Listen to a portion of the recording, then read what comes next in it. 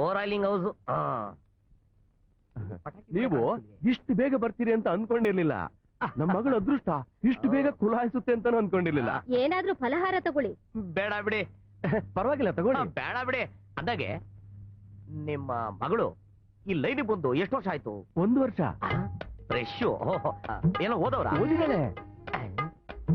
ಓದಿದಾರೆ ಅಂತೀರಾ? ಯಾವ್ದಾದ್ರು ಒಳ್ಳೆ ಕೆಲ್ಸಕ್ಕೆ ಹೋಗೋದಾಯ್ತು. ಅದೇನೋ ಗೊತ್ತಿಲ್ಲ ನೋಡಿ. ಆ ವೃತ್ತಿಯಲ್ಲಿ ಸಿಗೋ ಸುಖ, ಶಾಂತಿ, ಸಂತೋಷ ಇನ್ಯಾವ ವೃತ್ತಿಯಲ್ಲೂ ಸಿಗಲ್ಲ ಅಂತಾಳೆ.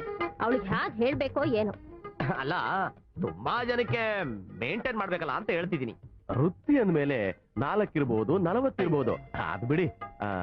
ಹುಡುಗಿನ ಕರೆಸ್ಲಾ? ಇಂಥ ವಿಚಾರದಲ್ಲಿ ನಿಧಾನ ಮಾಡಬಾರ್ದು. ಅರ್ಜೆಂಟ್ ಅಲ್ಲಿ ಕರೆಸಿ. That is the correct judgement. ಕರ್ಕೊಂಡ್ ಬರ್ತೀನಿ. ಕೊಡ್ತಾರ? ತಾಳಿ ಕಟ್ಟ ಗಂಟ ತಡಿನಾರೆ, ನೀಸ್ ಬರ ಗಂಟ ನೀಸ್ನಾರೆ ಅಂತೀಯಲ್ಲ, ತತ್ತರ ಕುಡಿಯುವಂತ ತಡಿಲ್ಲ. ತಪ್ಪಾಯ್ತು. ಕಾಪಿನೇ ಬೇಡ. ನಿಮ್ದು ಚಿಲುಕ್ಲೂರ್ ಪೇಟೆನ, ಪೆದ್ದಾಪುರನ, ಹೈದರಾಬಾದ, ಕೇರಳ? ಇಲ್ಲ, ಇಲ್ಲೇ ನೆಲಮಂಗಲದಲ್ಲೇ ಹುಟ್ಟು ಬೆಳೆದಿದ್ದು.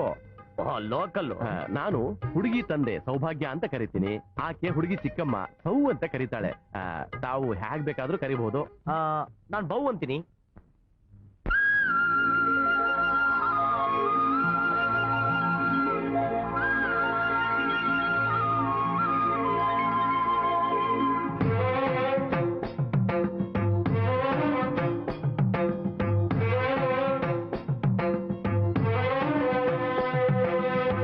ಕಾಲಿಗೆ ಬಿದ್ದ ಆಶೀರ್ವಾದ ತಗೊಮ್ಮ.